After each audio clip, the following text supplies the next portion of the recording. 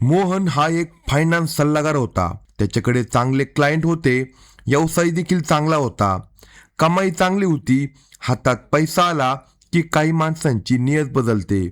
पैशाच्या जोरावर अनेक नाद सुचतात. हे नाद त्या माणसाला विनाशाकडे घेऊन जातात. पण खिशात पैसा खुळखुळू लागला की त्या आवाजात चांगुलपणाचा आवाज ऐकू येत नाही. तसेच काहीसे मोहनचे झाले होते. 40शी पार केलेला मोहन हा विवाहित होता. घरगृहस्थी चांगली होती, पण त्याला बाई आणि बाटलीचा नाद लागला होता. दारूचे घोट घ्यायचे आणि सुंदर महिलांसोबत मजा मारायची हा त्याचा नाद होता. त्याच्या या नादामुळे त्याची बायको मुलांसह विभक्त राहू लागली. पण त्याला त्याचे काही वाटत नव्हते. तो आपले नाद पुरे करण्यात धन्यता मानत होता. उर्मिला ही सुंदर तरुणी मोहन याच्या जीवनात आली.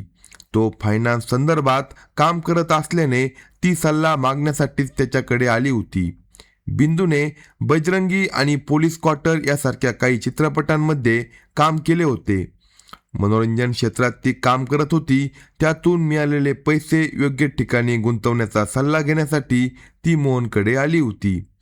एक हिरोईन आपल्याकडे आली हे पाहून तो हरकून गेला होता. तरुण सुंदर भरलेल्या अंगाची उर्मिला अभिनेत्री होती. तिच्या चालण्यात बोलण्यात वागण्यात एक नखरा होता.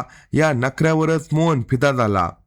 पुरुषांकडून मिळणारा हा लंपटपणाचा अनुभव तिच्यासाठी काही नवा नव्हता. गोड बोलून लाडिक आदांनी घाया करायचे आणि आपले काम सदायचे हे तिला चांगले माहीत होते. त्यामुळे तीही मोहनसोबत लाडिकपणे बोलू लागली. दोघांचे संपर्क वाढत गेले. या बोलण्यात त्याने तिला सांगितले की त्याची बायको त्याला सोडून गेली आणि तो आता एकटाच आहे.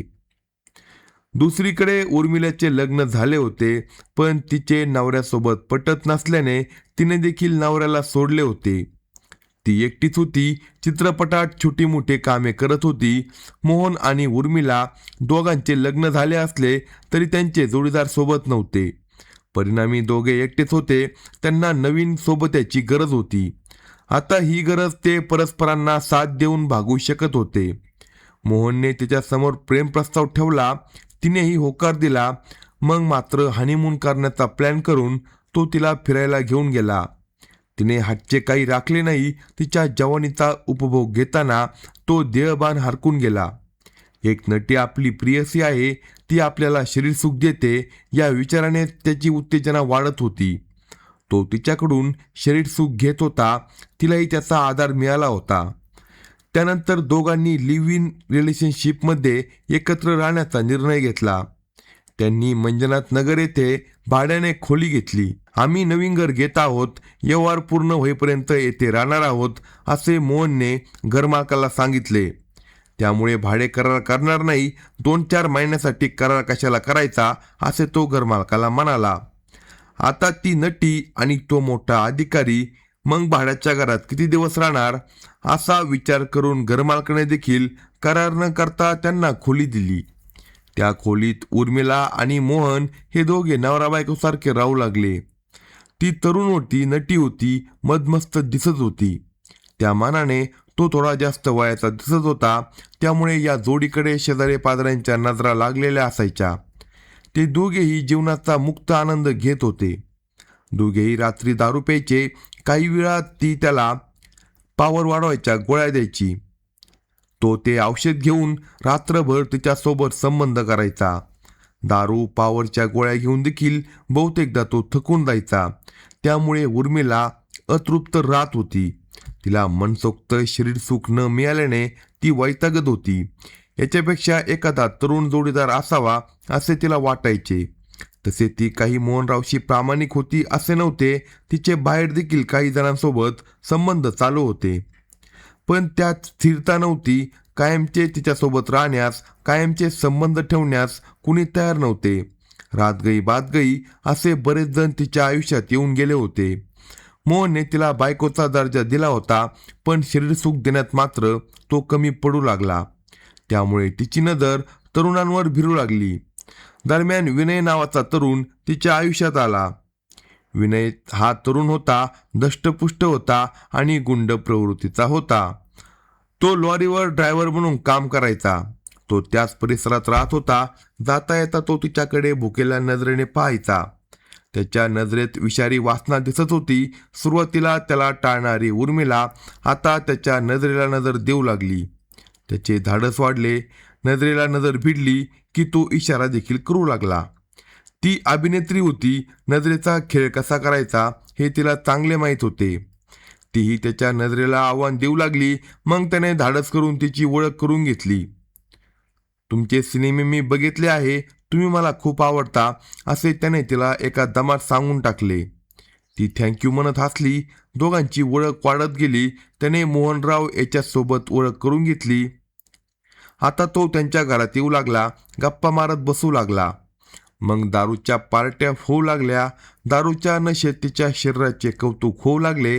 दारूचा अंबल चढलेला मोहन विनयसमोरच तिला जवळ ओढायचा. तिचे चुंबन घ्यायचा.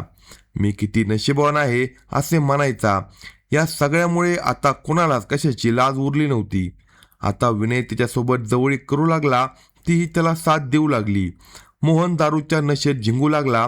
तेव्हा विनय तिला म्हणाला, या म्हाताऱ्याकडून तुला काय सुख मिळणार? तू तयार असशील तर सांग, मी तुला स्वर्गाची सफर घडवून आणतो. त्यावर ती हसून म्हणाली, जास्त भाव मारू नको, मी भल्याभल्यांना गार केलंय, मग मला गार करून दाखव, असे म्हणत विनयने तिच्यावर झडप घातली. आवेगाने तो तिचे चुंबन घेत तिच्या शरीराचे मर्दन करू लागला. तिच्या स्तनांना तो कुस्करू लागला. त्याचा जोर पाहून ती सुकावली. पाहता पाहता तिने कपडे उतरवून देह त्याच्या स्वाधीन केला. रुपेरी पडद्यावर पाहिलेले शरीर आता पूर्ण नग्न होऊन त्याच्या मिठीत होते. त्याला आता कशाचेच भान उरले नाही. तो तिच्यावर तुटून पडला. तिच्या ओठांचे, गालांचे, मानेचे चुंबन तो घेऊ लागला. तिच्या स्तनांचे, मांड्यांचे, नितंबाचे मर्दन देखील करू लागला. ती सुकावून गेली. दोघेही बेपाम झाले होते. एकमेकांना ओरबाडू लागले. पाहता पाहता दोघे एकरूप झाले. दोघांनी एकमेकांना भरभरून सुख दिले. सुख घेतले. दोघे तृप्त होऊन एकमेकांच्या कुशीत पडले. तेव्हा बाजूला मोहन नशेत पडला होता. त्याचे त्या दोघांनाही भय नव्हते. रात्रभर ते दोघे शरीर सुखाचा आनंद लुटत राहिले. पहाटेच्या सुमारास मोहनला जाग आली. तेव्हा उर्मिला आणि विनय नग्नावस्थेत एकमेकांना मिठी मारून झोपले होते. हे पाहून त्याचे डोके भडकले. तो शिवीगाळ करू लागला. तेव्हा तिने त्याला प्रत्युत्तर दिले, मी तुझी बायको नाही, मला वाटेल ते मी करेन, तू मला काही बोलायचं नाही, असे तिने त्याला सुनावले. त्यावेळी गप्प राहण्याचं शहाणपण आहे हे ओळखून मोहन शांत झाला. पण आता तो तिच्यावर पाळ ठेवून होता.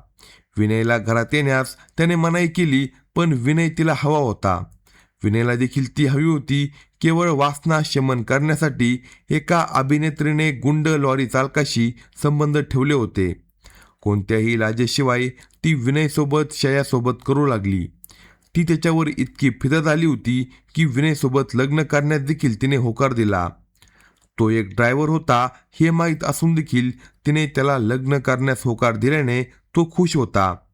पण त्यांच्या या संबंधाला आणि लग्नाला मोहनचा मात्र विरोध होता. तू माझा कोण? तू मला का अडवतोस? असा थेट सवाल ती मोहनला करत होती. त्याचे उत्तर त्याच्याजवळ नव्हते. त्यामुळे त्याला गप्प राहण्याशिवाय पर्याय नव्हता. त्यामुळे त्याने मनाई केली असली तरी विनय घरी येत होता. रात्री त्यांच्यात पार्टी व्हायची. त्या पार्टीला दारू घ्यायला मिळते म्हणून मोहन देखील सहभागी व्हायचा. दारू पिऊन तो पडला की विनय आणि उर्मिलाची रात्र रंगत होती. दिवसामागून दिवस जात होते. मोहन तिला सोडत नव्हता. त्याच्यापासून कशी सुटका करून घ्यावी याचा विचार उर्मिला करत होती, तर त्याच्या तडाख्यातून तिला सोडून आपल्या मिठीत कसे घेता येईल याचा विचार विनय करत होता. या विषयावर ते दोघे बोलत तेव्हा बऱ्या बोलाने तो दूर झाला नाही, तर त्याचा अडथळा आपल्याला दूर करावा लागेल यावर त्या दोघांचे एकमत झाले. अखेर ती काळी रात्र उगवली. त्या रात्री मोहन याचा मृत्यू लिहिला होता. त्या रात्री पार्टी ठरली होती. विनय दारूच्या बाटल्यांसह खाद्यपदार्थ घेऊन आला. त्या दिवशी त्याच्यासोबत त्याचा मित्र धनुष हा देखील होता. मोहनचा काटा काढण्यासाठी विनयने धनुषला तयार केले होते. धनुष देखील त्यासाठी तयार झाला. आज मोहनचा काटा काढायचाच या तयारीतच विनय आणि धनुष आले होते. काही वेळातच दारूची पार्टी रंगात आली. नशात चढू लागली. तसा मोहन आक्रमक होत होता. तो तिच्या शरीराशी चाळे करत होता, त्यामुळे ती वैतागली होती. तसेच विनयला तू माझ्या घरात यायचे नाही, माझ्या प्रेयसीकडे बघायचे नाही असे म्हणत होता. तेव्हा तूच आमच्या मार्गातून बाजूला हो, आम्ही लग्न करून संसार करणार आहे असे विनयने सांगितले. त्यावर उर्मिला फक्त माझी आहे, ती जिवंत आहे तोपर्यंत तुमचे लग्न होऊ देणार नाही असे मोहनने बजावले. तसे लपवलेले हत्यार काढून विनय त्याच्यावर तुटून पडला. तू मेल्यावर तरी आमचे लग्न होईल की नाही असे म्हणत त्याने त्याच्यावर सपासप वार करण्यास सुरुवात केली. या हल्ल्याने मोहन आरडाओरड करू लागला. तसे धनुषने त्याचे डोके पकडले आणि उर्मिलाने त्याच्या तोंडावर नाकावर प्लास्टिक चिकटपट्ट्या लावल्या. त्याचा श्वास गुदमरू लागला. विनय धारदार शस्त्रांनी वार करत होता. धनुषने हात धरून ठेवले होते तर उर्मिला त्याच्या तोंडावर हात दाबून बसली होती. काही वेळातच त्याचा आवाज बंद झाला. धडपड थांबली, श्वास थांबला. मोहन ठार झाला होता. त्यांनी आपल्या प्रेमातला अडसर दूर केला होता. त्याच रात्री मृतदेह घरातच टाकून उर्मिला विनय व धनुषसोबत पसार झाली. घरात मृतदेह कुजत होता, पण कोणालाच काही थांगपत्ता लागला नाही. घटनेनंतर 10-12 दिवसांनी म्हणजे 28 फेब्रुवारी रोजी घरमालक नटराज यांनी घरातून येणाऱ्या दुर्गंधीबद्दल पोलिसांना कळवले. त्यानंतर पोलिसांनी खोलीचा दरवाजा उघडून पाहणी केली असता हे प्रकरण उघडकीस आले. उर्मिला ही हिरोईन असल्याने तिला शोधण्यात पोलिसांना फार वेळ लागला नाही. ती सापडल्यानंतर सारा घटनाक्रम उघडकीस आला. त्यानंतर उर्मिला, विनय आणि धनुष या तिघांना देखील पोलिसांनी अटक केली आणि अधिक तपास सुरू आहे. दरम्यान उत्तर पश्चिम बँगलोरचे पोलीस उपायुक्त DL नागेश यांनी सांगितले की आरोपी उर्मिला आणि मोहन लिव्ह इन रिलेशनशिपमध्ये राहत होते. दरम्यानच्या काळात तिची ड्रायव्हर विनयसोबत मैत्री झाली. त्यानंतर दोघांनी लग्न करण्याचा निर्णय घेतला. त्याला मोहनने कडाडून विरोध केला.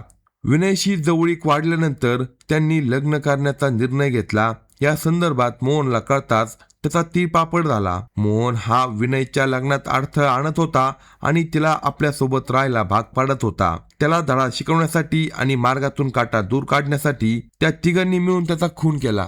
अशाच नवनवीन क्राईम स्टोरी ऐकण्यासाठी कलम 302 या मराठी चॅनलला लगेच सबस्क्राईब करा आणि आपल्या प्रतिक्रिया कमेंट बॉक्समध्ये कळवा.